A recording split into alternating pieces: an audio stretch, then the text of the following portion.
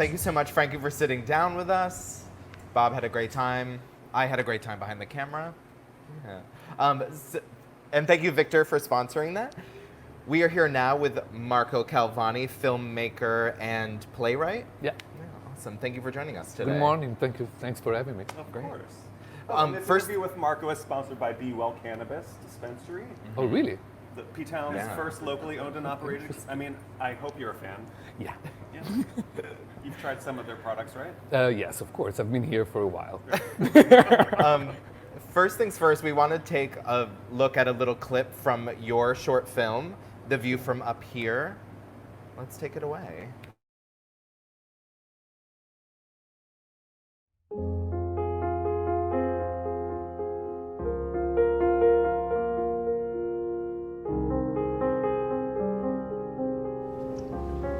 I don't have 1,500. What are you doing tonight? I wanted to invite you to a thing. Honestly, I am afraid. So am I. I didn't ask to leave my country. I didn't ask to come here.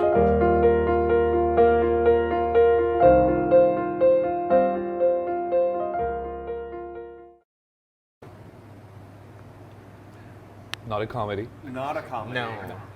That looks amazing, But though. Melissa Leo's amazing. Yeah, she is. I love her so much. What was it like working with her? It was great, I have to say. I mean, she's a great actress, she has great knowledge of what she does, of the entire, set machine, and it was my first time on set, so it was great working with someone like her. That was your first movie? My first movie ever, yes. And this was a play first. It was a play first that I wrote in 2016, and it was commissioned by the Actors Studio. The play was directed by Estelle Parsons, and then a real New York story, to be honest. Two guys came to see the play, and they came afterwards to congratulate with me, and I was like, this could be a great short film. And I was like, thank you so much for coming, bye. And I was like, no, stop. We are producers, and we want to do it. Great. And I was like, great. And I want to do it too. So we went for coffee the following day, and in 6 months we were on set with Melissa Leo, Leila Bekti, another great actress from France. Yeah. Wow. Really wow. You're taking It this changed on the my life. festival circuit? We took it to festival circuits for almost 3 years. It was a play in 2016. We made the shorts in 2017, and then it changed my life. New things came after that, and we finished the festival circuits. Now it's available for everyone. Actually, the more people watch it, the better. Yeah, you can watch that on Vimeo, right? Yes, you can. Perfect. And a lot of people got the chance to see it about a week and a half ago, at the Mary Heaton Vorse House? Exactly a week ago, yes. The Provincetown Art Society and the Palette Fund, they organized an event, an evening in my honor. I mean, it was a conversation with me, and also they screened the film. There were not more than 30 people, COVID restrictions, and it was a beautiful evening, I have to say, followed by a delicious Italian dinner. Oh, how did I miss that? Who made the How did you end up in Provincetown? I ended up in Provincetown because I really lucked out. I met two wonderful men in Key West when I was a resident at the studios of Key West 2 years ago. And we became friends, and they live out here in Provincetown. They invited me here last year. I fell in love. Mm-hmm. And this year, because of COVID, silver lining for me, really, I was allowed to, it gave me this freedom of movement, and so I just came here. They gave me their guest house, and so I've been here since July. Such a beautiful place. Oh, you know that very well. We know, yeah. Have you felt inspired by Provincetown, or have you been writing while you've been here? I always write wherever I am. So yes, I came here with the idea of finishing two other scripts I was working on. I've been developing two feature films, one in France and one in LA for the past 2 years after The View from Up Here. And I came here and I couldn't help myself. I started a third script, which is set in Provincetown. Fun. And that's what I'm working actually right now. I wanna have a first draft, a very rough draft by the end of October, by Halloween, so I can celebrate afterward. We can have a party. And it's set in Provincetown, It's set in Provincetown, yes. Right now, yes. It's I'm not going to tell you much, but I can tell you this. It's a story of an interracial gay male romance in Provincetown, a 5-day love story.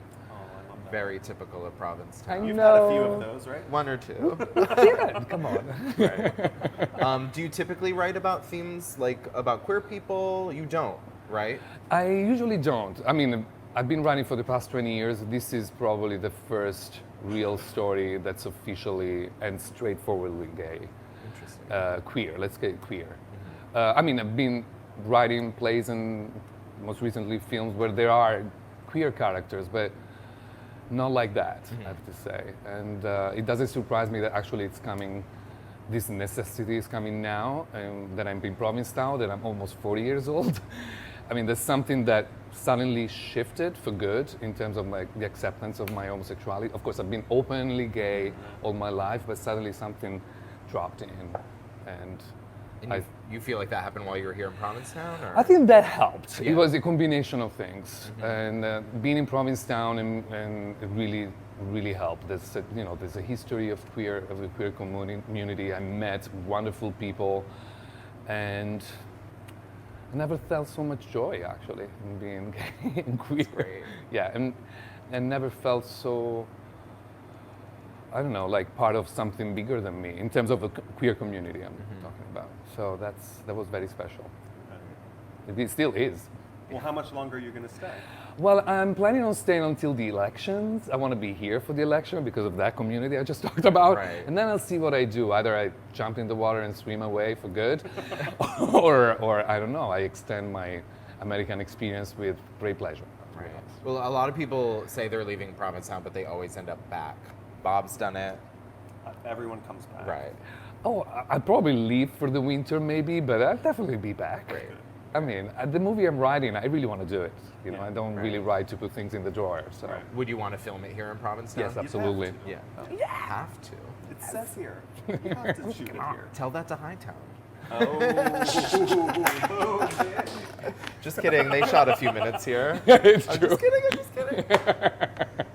No, I don't want to be that. No, I don't. I'll be that. No. Well, that's really exciting. You have 2 other films in the works. What is it like to work on 3 projects at once? Another question. I don't really sleep much. That's what it's like. Right. Who needs But sleep? I don't really work every day on 3 different projects. I usually I work in weeks. So I take a project to a certain stage, to a certain level, and then I let it rest, and I switch to the other one. Then, of course, I always travel with different notebooks because ideas like you don't command that. Right. So I just like, okay, this belongs to this project, so it's a red notebook. This belongs to the other film, and so you have the green notebook. So, Right. sort of like that. But then I decide on what I want to advance, what I want to work on, and I push on that. Does it sound crazy? No. You look No. at me like I'm crazy. You are. Okay. Well, I mean, I write too, and to write 3 things all at the same time, I'm like, more power to you. I'm Like, that a would little be really schizophrenic, yes. I mean, I do a lot of meditation, which helps. Oh, yeah. Yeah. Totally. But this place also has been great too and helpful because it's like calmed me down and it cleared my head. It still does, actually.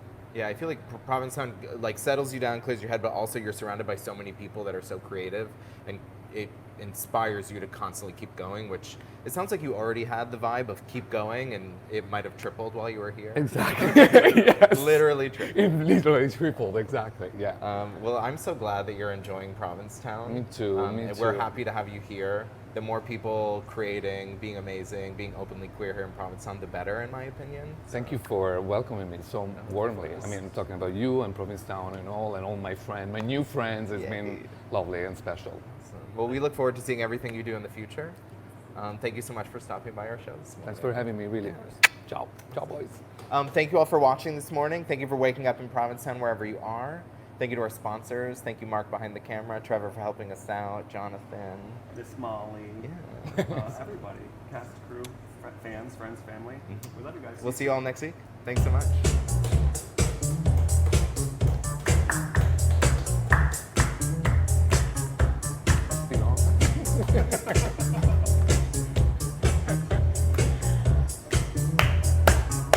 You have to go right now.